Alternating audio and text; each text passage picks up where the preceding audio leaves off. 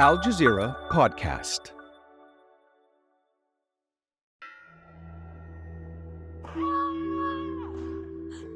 You leave her be! She is a human being, you hear me? Leave her be!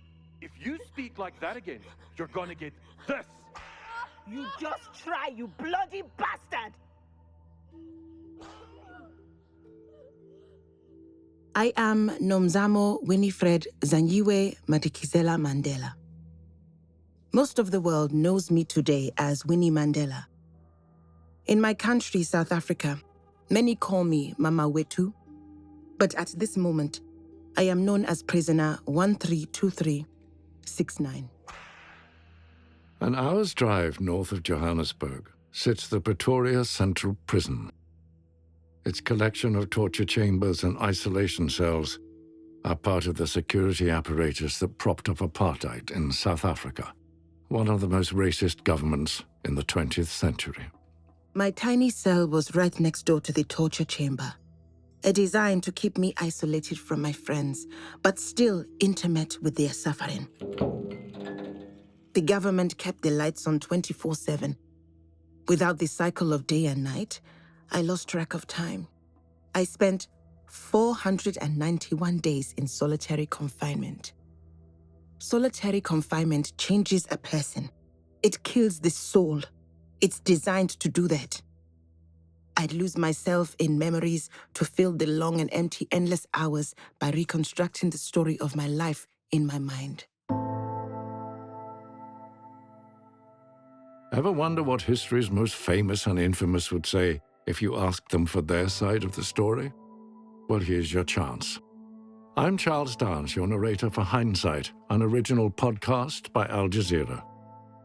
This dramatized series, based on historical events, resurrects some of the world's most notable figures. In this episode, we meet Winnie Mandela Mandela. As she's already told you, she's known by many names. We're going to call her Winnie. Here in 1970, she is known as the activist wife of South Africa freedom fighter Nelson Mandela. But in hindsight, she was more than that. By the time Winnie died in 2018, she wore many labels: freedom fighter and fraudster, mother of the nation, loose cannon and loose woman, child murderer. How many of those labels did she really deserve? The story of Winnie's life begins in a district called Pondoland, nearly 900 kilometers away from the prison in Pretoria, in what is now known as the Eastern Cape at the bottom of the African continent. Hindsight. You've heard of them. Now it's time you hear from them.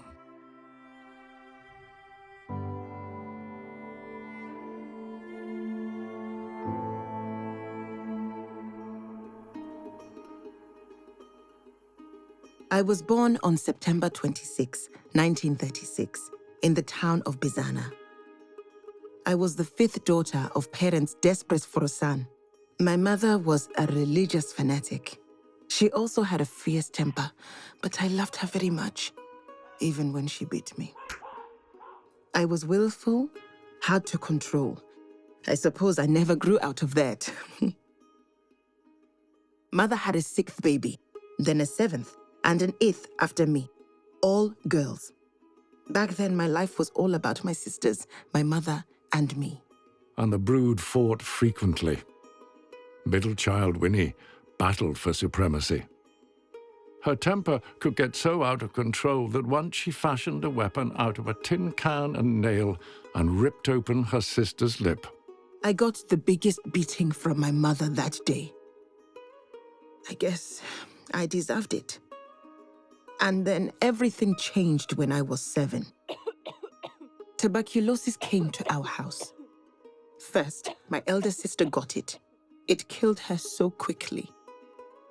I will never forget standing behind my father, watching as he covered her body with a sheet. There was so much blood. And then my mother got sick. Father spent all our money on treatments trying to cure her. It just made us poor. She died a year later, not before giving birth to that long-awaited son. It fell on Winnie to take care of her brother. Don't worry, little one. I miss her too. I longed for my mother my whole life. I always kept a picture of her at my bedside. It was one of those photos taken in a portrait studio. She wore a blouse pinned with a cameo brooch. Mother was striking. High cheekbones, full lips with almost red hair and blue eyes. My dad's mother hated her looks. Never let her forget that she looked white. I am descendant from Xhosa royalty, an ancient African culture on my father's side. We were aristocrats, really, but the colonists just saw us as black savages. Father was the local school principal in Pondoland and didn't make much money. By the time my mother died, he couldn't even afford to hire a herd boy to take care of our goats and cattle. That job fell to me too. I think my father must have seen a strength in me. That's why he asked so much of me. But herding was embarrassing. No other girls in the village had to do it. So what if I'm a girl herding goats? You're just jealous because I'm better at it than you are.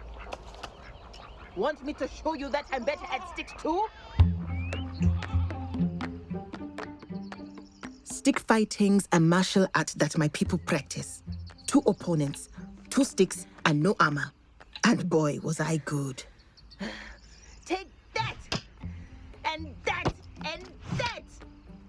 He's down. Anyone else? I didn't think so.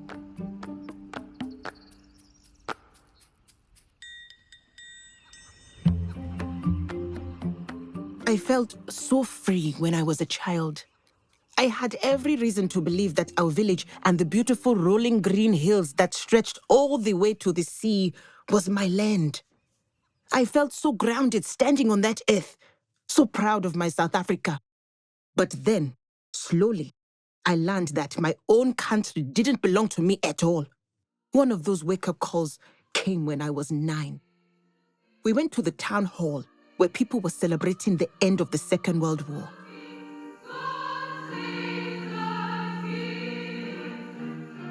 God Save the King? I had no idea then who they were singing about. They certainly weren't singing about my king, Zwedelemile of the Xhosa. But I was about to learn I had another king, and he had his favored subjects. No natives, whites only. You'll hear that voice throughout this story. It represents the racist environment into which Winnie was born. I was so confused when he said that. Why did these whites think they were better than us? In my mind, we were all human beings. A small white minority ruled 1940s South Africa, which was still a British colony. There were some Anglophones, descendants of predominantly British colonists, and then there were the Afrikaners, descendants of the Dutch East India Company's original 17th century settlers. They had their own culture and spoke their own language, a Dutch dialect called Afrikaans. Centuries of discriminatory laws passed by both white communities dispossessed the original black inhabitants and any say in the ruling of it. In school, my father taught our class about how the Xhosa fought 9 wars against the Europeans after they arrived in the late 1700s. He said that even after they took our land, we kept fighting for our rights.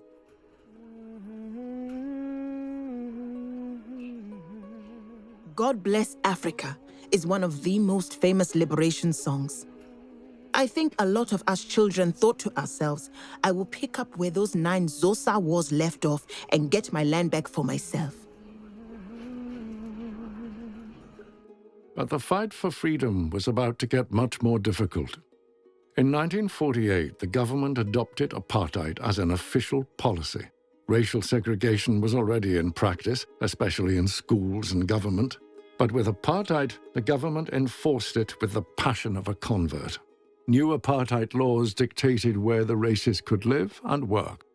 According to them, that was white, black, and so-called colored people who were mixed race and the South Asians. The hated pass laws controlled their movements. My father had to get a pass just to go into town. The government didn't want non-whites to move freely. They wanted us for our labor, nothing more. The black schools didn't get nearly as much money as the white schools, but we still had the same curriculum in the 1940s. I learned languages, math, and science just as much as any white child my age, all the way through high school. It was a different story for the generations who came after. In 1953, the same year Winnie graduated from high school, the apartheid government introduced Bantu education. It was tailored to train black South African children for manual labor. Anything more than basic academics was discouraged.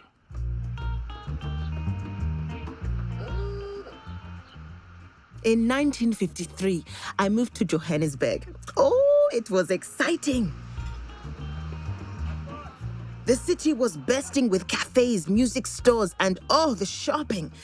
I always liked a bit of fashion. In those days, my look was very 1950s Western, soft feminine looks, and everything nipped in at the waist. But Johannesburg also represented my first real experience with apartheid on a daily basis. The race laws stated that I couldn't live where I pleased. But since I was studying at the Jan Hofmeyr School of Social Work, I was allowed to stay in a hostel.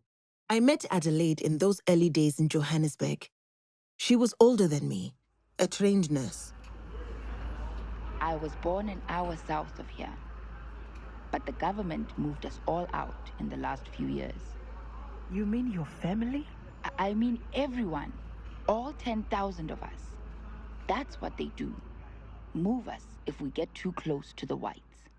All the way through the 1950s, the apartheid government enacted laws that reinforced racial segregation.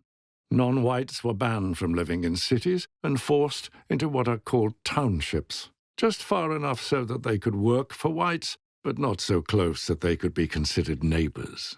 Adelaide's story got me interested in the townships around Johannesburg, especially Soweto.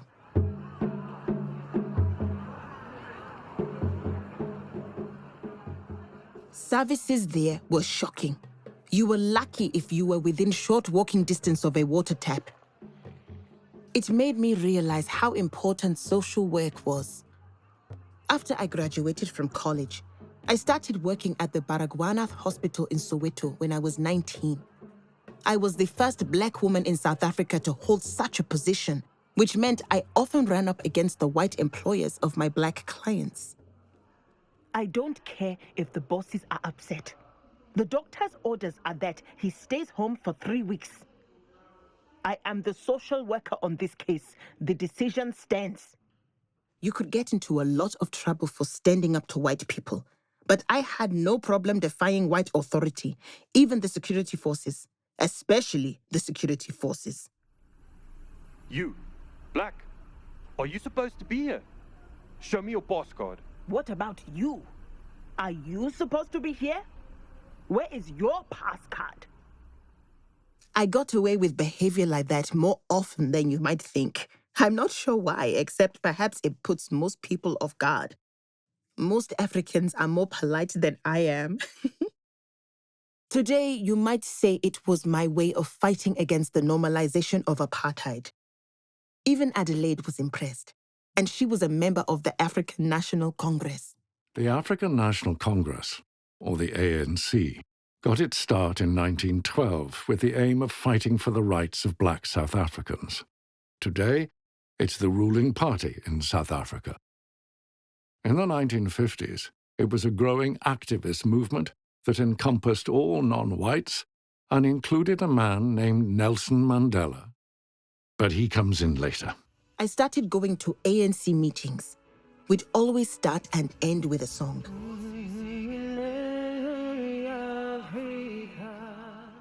By that time, the ANC's goal was full democracy for all the races. It's in the Freedom Charter of 1955. The ideas came from everyone. The ANC, the Communist Party, and all the racial groups, including the small numbers of whites in the movement. My father's history lessons helped me understand the relationship between South Africa's black and white people. My experiences in Soweto helped me understand the problems of apartheid, and the ANC helped me understand how to put pressure on the government by making apartheid laws as hard as possible to enforce. I had become an activist and a woman. But it was just the beginning of my becoming. Winnie was now part of one of the most dramatic struggles for freedom of the 20th century. But bitter, lonely, violent days were ahead. Those would shape who she became, as would love. I met Nelson Mandela around 1957. He asked me out straight away, but it wasn't a particularly romantic courtship. In fact, I don't think we ever enjoyed an entirely private evening together. Wherever we went, it was the same. Mandela! Mandela! Mandela! Mandela! I found out he wanted to marry me when he pointed out a dress shop that he thought would be a good place for me to get my wedding dress. He just assumed I'd say yes. My father wasn't sure about him or our politics, but we had his blessing. I didn't see a lot of my father after that, though.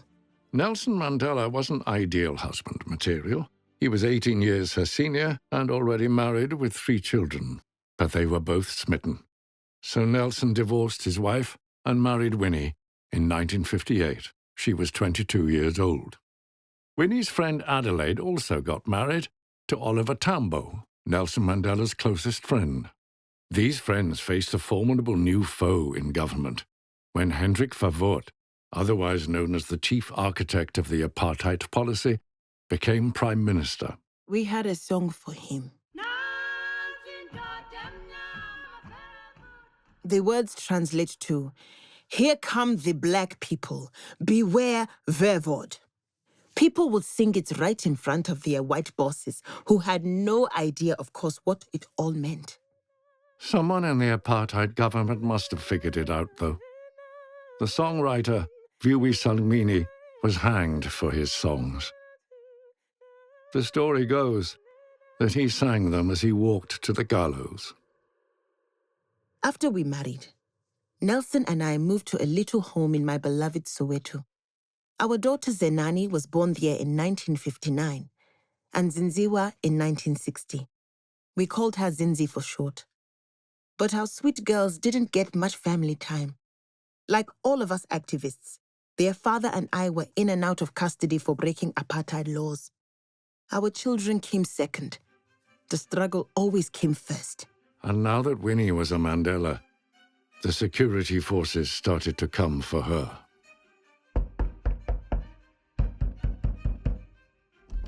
What do you want? My husband isn't here. We're here for you, Winnie Mandela. How dare you? My babies are here. Nelson used to worry about my boldness when dealing with security forces. He called me undisciplined. Nelson and I were on the same page on most things. Back then, we believed peaceful disobedience would force the government to negotiate, force a democracy for all Africans. Then, Sharpeville happened. In March of 1960, police fired into a crowd of more than 5,000 peaceful protesters in the black township of Sharpeville, outside Johannesburg. 69 unarmed protesters were killed. Many of them were shot in the back. The message couldn't have been clearer. The apartheid government had no interest in talking. The next month, they banned the ANC.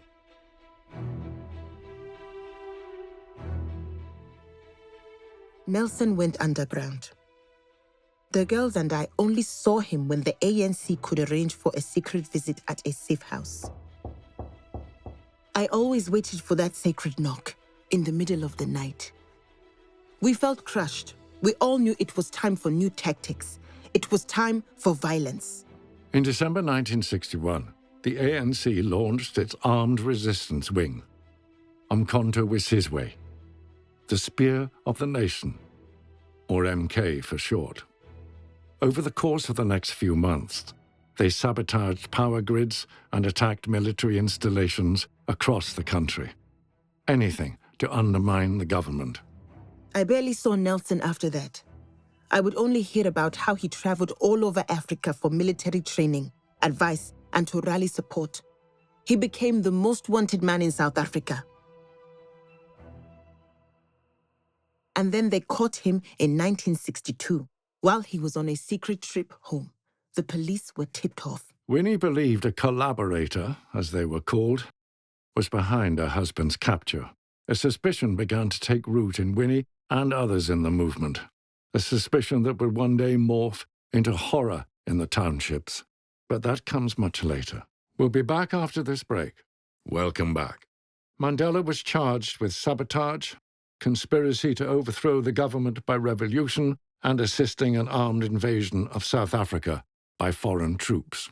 He and 8 others were sent to Robben Island prison and put to hard labor. The government called them all dangerous communists, a dangerous label in Cold War 1960s. Many more ANC members that Winnie knew went into exile, including her friends Oliver and Adelaide Tambo.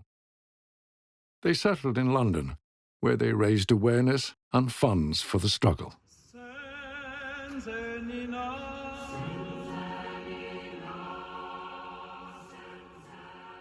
The movement was down, but not out. But those who were left behind were afraid. Many people gathered secretly in churches and homes in support of the anti-apartheid movement, but security forces were quick to snuff out public protest. Leaders left on the ground were subject to intense police harassment, especially Winnie. They'd come almost every day, sometimes several times a day. Stand aside. The apartheid security police were a special breed. These are the people who taught me to hate. I was always under one custody order or another, so because of that, I missed a lot of work and ended up losing my job at the hospital. In a way, I lost my girls too. The harassment got so bad, I had to send them away to boarding school in Swaziland. Winnie spent much of her 30s in and out of prison for her ANC affiliation and activism, getting permission to visit her husband in prison and trying to spend as much time as possible with her daughters. All the while, the apartheid government imposed new segregation laws. Some black South Africans went along with each one, even entering into political deals with the government in their own district. But one new rule in 1976 proved to be a step too far for most black South Africans. It required that all secondary education be carried out in Afrikaans. I was in prison when they enforced that rule, and when I got out, I knew I was walking into a tinderbox in Soweto. On June 16, 1976, the fear barrier that had been in place since Sharpeville came down. In the first 2 weeks of the Soweto uprising, 176 people died, most of them students. The censors couldn't keep a lid on it. The pictures of young protesters dying in the street in their school uniforms touched off something inside many South Africans. This could not stand. More people signed up for the MK's training camps. Student groups organized rallies and boycotts, and the trade unions increased the pressure too, engineering large and destructive labor actions. After the riots, I was ready to keep fighting, to keep organizing. The movement had momentum. The youth needed a mother, a leader. But in 1977, the government had other plans for Winnie. You are under arrest. Oh, yeah? Where are you taking me? My youngest daughter is home from school, so I can... Hey! Get your hands off me! The government blamed me for inciting the Soweto uprising. Can you believe it? I thought they were sending me to jail again, but they sent me somewhere that ended up being far worse. They threw me and my daughter and all of our belongings into a truck and drove off. I couldn't understand what was happening at first, and then it dawned on me. I was being banished. It was a long drive to the dusty, all-white town of Brentford. They dumped us in the small black township nearby. How can you leave us here? Where's the lights? We have no water. How dare you put us here? Zinzi and I curled up together on a bare mattress to help keep each other warm against the night chill. That was the worst part. They hadn't just done this to me, but to my 16-year-old girl. I'd been outraged for years, but now the bitterness was setting in. In the morning, Zinzi and I set up house to try and make it as comfortable as possible under the circumstances. I had to get a permit to go anywhere, even to go to church. And there were always security forces watching me. They told my neighbors I was a dangerous communist. But in time, I got to know everyone and their problems. People were starving. Most families were living on one meal of porridge a day. Almost every week, there would be a funeral for a young child who'd died of malnutrition. So, I got my hands on seeds and helped families start their own gardens. Then we set up a creche. Okay, time for lunch. Today we have bread and milk. It took years, but I was slowly able to make a difference. With the help from friends and the charity of a kind farmer in the area, over time there were fewer funerals with little coffins. In 1983, a united front of churches, civic associations, trade unions, student organizations, and even sports clubs came together with one common goal: end apartheid. It was called the United Democratic Front, or the UDF. Students boycotted schools. Unions kept workers away from white-owned factories. Communities organized strikes against rent increases. And the youth went on what was called stay-at-homes, rolling mass actions challenging the police in the townships. We saw nothing like that in Brentford, but we heard about it. It was so hard to be away from it all, and I struggled with health problems too. I held on to Zinzi for as long as I could. I wanted her company, but we knew there was no life for her in Brentford. It was best for her to return to Soweto. Brentford didn't break me like the government wanted it to, but it did make me angrier than I ever thought possible. At the same time, the government offered to release Nelson Mandela from prison, with one condition: renounce the armed struggle. He wrote his response to the people of South Africa. Zinzi Mandela read it at a rally in Soweto on February 10, 1985. Your freedom and mine cannot be separated.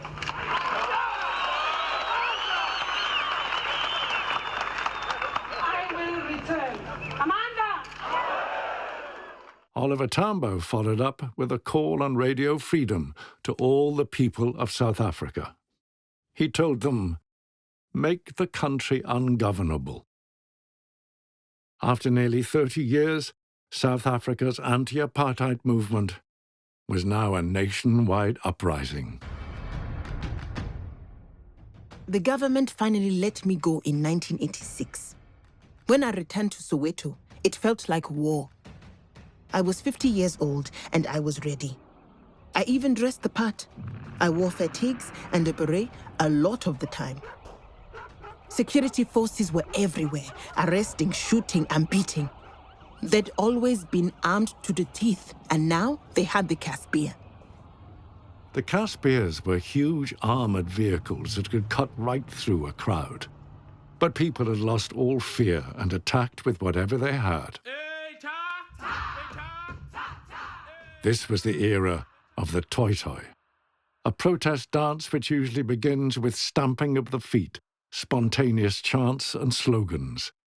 It became synonymous with South Africa's township protests.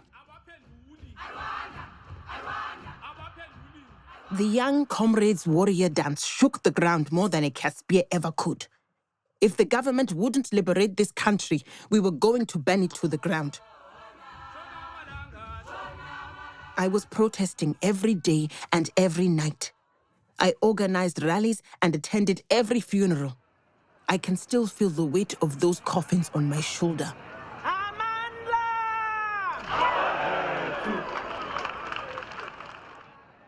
I was both the leader of the local ANC chapter and an operative for the MK. I also founded the Mandela United Football Club. I opened my house to these young men, and in turn, they protected me. We all kept our ears and eyes open for collaborators. The football club never played football. Their job was Winnie's security detail. Soweto had become a dangerous place during Winnie's banishment. The club's sport was vigilantism. Across the townships, groups like them carried out mob justice against suspected collaborators. There were no trials.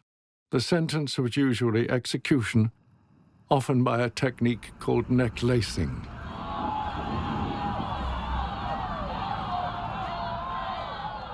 Necklacing was a sight that's hard to forget.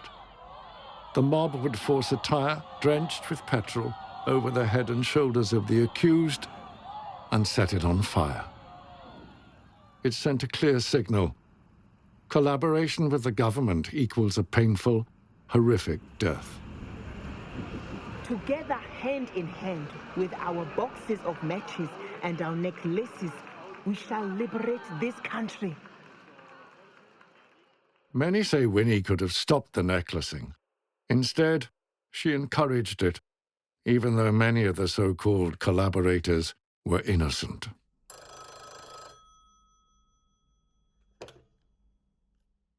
Adelaide, how wonderful to hear from you. How did you get through? What's that?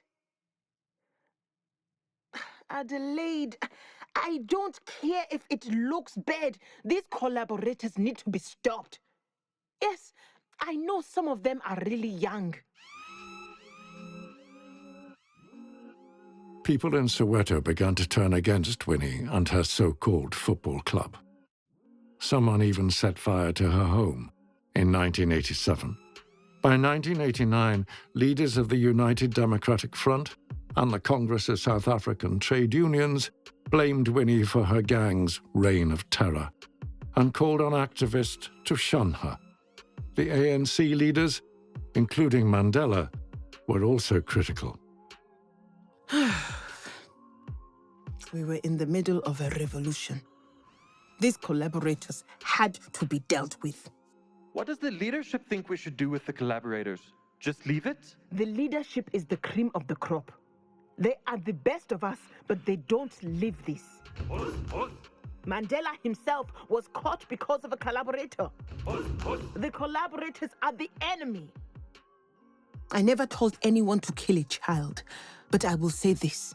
I didn't always trust the right people. When the body of a 14-year-old revolutionary, Stompe Sipe, was found near Winnie's house in January 1989, Winnie and the football club were the prime suspects. Anger against her rose all that year. But an even bigger story was about to overshadow all that. In 1990, the apartheid government, seeing it could no longer govern, agreed to lift the ban on the ANC and let Nelson Mandela go after 27 years in prison. They had won. But victory wouldn't be so sweet for Winnie. More on that after the break. Welcome back. He walked out of a prison on a gloriously sunny South African afternoon. When Nelson walked out of prison in February 1990, my place was right by his side. We walked hand in hand through the gates. I raised my other hand in a fist, the sign of our struggle. Nelson raised his arm too, but I couldn't help but notice his gesture was more of a salute. That nuance in our body language reminded me of my reputation as a loose cannon among the ANC leadership. Did they really think I ordered the murder of a child? Did Nelson?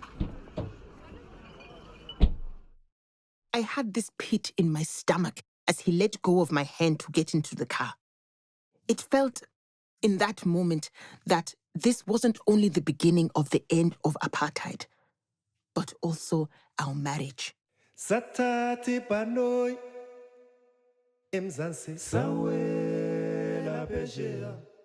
The next few months were a whirl for the movement, and for Mandela and Winnie.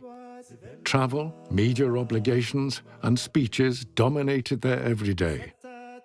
Mandela had national affairs to settle, in particular, bringing all the different factions together to sign the National Peace Accord to end ongoing political violence in the country.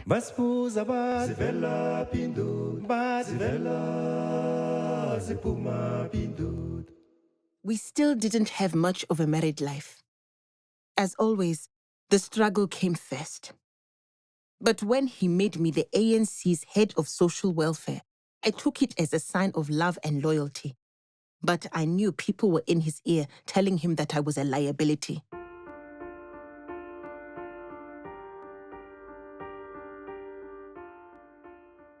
In 1991, Winnie faced charges in the death of Stompie Sepe and 3 other missing young activists. She was found guilty of kidnapping. In 1992, word spread that she was having an affair with a young aide and had cashed government checks for him. That year, Nelson Mandela filed for divorce. Her marriage over, Winnie concentrated on being a thorn in the ANC's side. I was critical of the negotiations underway at the time. I thought Nelson and the leadership were being far too concerned with appeasing the whites. We were getting political rights back, but not our land. There was no provision for Black Africans to take over the wealth. How could we rule South Africa if we didn't rule the money? Winnie's ideas aligned more with the radical left than with her old friends in the leadership of the ANC. They were writing her off. She was a convicted kidnapper and was developing a bad reputation for bookkeeping. Not a great look for a politician. I resigned my ANC positions in the Social Welfare Department at the end of that year, 1992. But I was voted in as president of the ANC's Women's League the very next year. Adelaide Tambo was back from Exile and in the league as well, but we didn't really see eye to eye anymore. All I'm asking about is to have a discussion before this project goes ahead. You and your process. That's all you learned in all those years in exile in Europe? I'm so tired of that same old line, Winnie. Everyone knows what you did for the country, but you can't just do whatever you feel like. Adelaide was no longer a friend. She led a revolt against me at the League. 11 of them quit, calling me autocratic and undemocratic. Nelson Mandela was frustrated with Winnie too. It was around this time that she told a Soweto crowd that the new government had failed to correct the imbalances of apartheid. Mandela was reported to be at his wits' end. The transition years were plagued by political violence between factions of the movement. Thousands were dying in the conflict. He wanted to calm things down, and his ex-wife was whipping them up. In South Africa, campaigning has ended for the country's first non-racial elections. Voting begins tomorrow and ends on Thursday. But I still had support. The people of Eastern Cape voted me into our first democratically elected parliament in 1994. The party leadership had no choice but to give me a position: Deputy Minister for Arts, Culture, Science and Technology. They shunned me at Nelson's inauguration, though. I, Nelson Mandela, do hereby swear. Not only was I not by his side, I wasn't allowed anywhere near the VIP section. In 1997, the lower ranks of women of the ANC voted me into the leadership by a landslide. Despite the judgments against me, I had true support at the ground level. But then, another insult: the Truth and Reconciliation Commission. The Truth and Reconciliation Commission was a bit like a court set up after apartheid. High-profile South Africans oversaw the process, including South Africa's Nobel Peace Laureate, Archbishop Desmond Tutu. It didn't have the power to assign guilt. It was meant instead to allow people to make amends, help the nation heal, not only from apartheid itself, but the violence that ended it. That included the necklacing of so-called collaborators. One by one, witnesses accused Winnie of ordering the lynchings. She was called to answer accusations that she was directly responsible for the deaths of innocents. I don't know what you are talking about. I never knew those children. I never saw them. Maybe I should have stopped the lynchings, but it was such a difficult time. I didn't want to give an inch at the TRC. They were all attacking me, but Archbishop Tutu spoke so finely that I felt like an apology was okay. Okay. I had good intentions, but indeed, things went horribly wrong. I am sorry for the families. The Archbishop had to beg her to apologize, and even that, her apology was lukewarm. It was a miscalculation. The TRC ruined any chances I had for a leadership position in the ANC. But I did manage to stay on as MP for the Eastern Cape.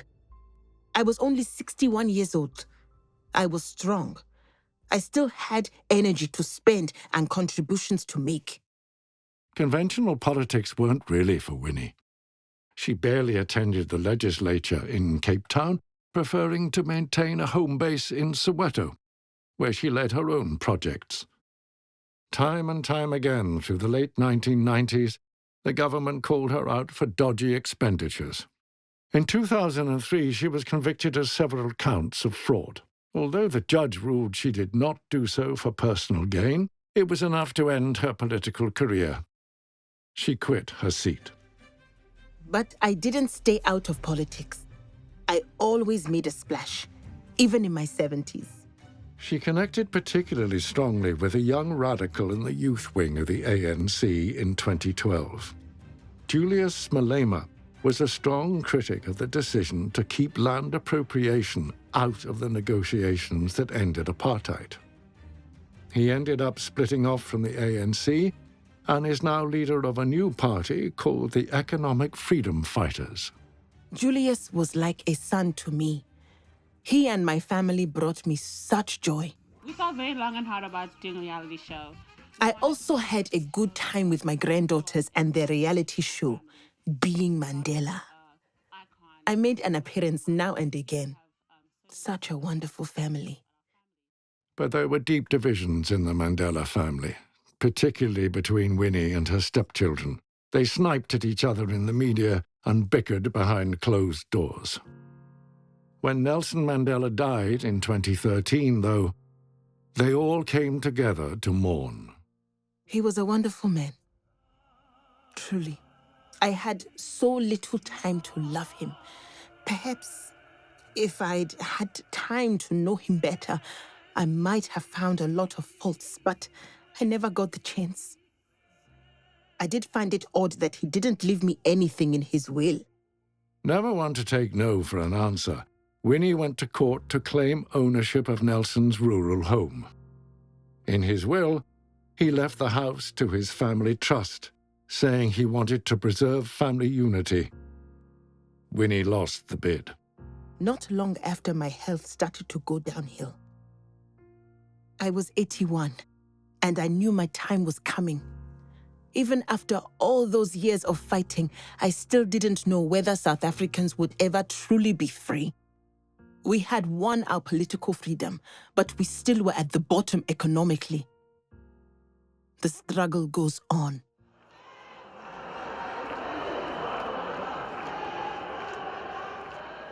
Winnie Mandela's funeral in April 2018 shadowed the controversy of the life it honored. The state service was preceded by a debate over whether she deserved one.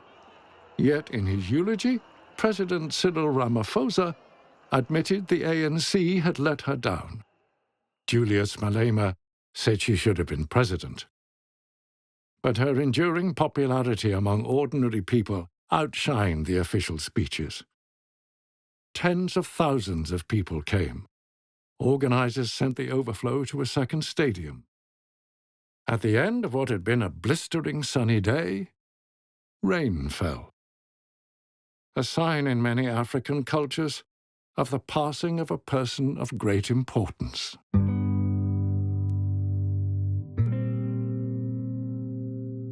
Hindsight is narrated by me, Charles Dance. This series was produced by South Podcasts. Their team is managing producer and editor Tala Alisa, director Tala Alisa, producer and editor Tala Halawa, assistant producer Basant Samhut, associate producer Kaula Al-Hamouri, sound design by Taysir Kabani, assembly sound editing by Yazan Kawas. This episode is written by Morgan Waters. Research by Tarek Ayub. Fact-checking by Rawan Samamre. Winnie Mandela is played by Rachel Adedeji. Extra male voices played by Hermanus Vermeulen. Extra female voices played by Faith Mariehi. Recording by 5A Studios and TVC Soho Post-Production. Additional fact-checking by Al Jazeera and Stephanie Chung. Joe DeFrias is the executive producer of Special Projects. Ney Alvarez is Al Jazeera's head of audio. Asil Mansour is the manager of digital content strategy. Juan Carlos Van Meek is Al Jazeera's director of digital innovation and programming. Hindsight is a historical drama podcast. All dramatized scenes and dialogue are inspired by historical events, old interviews, and in some cases, new conversations with people close to the subject.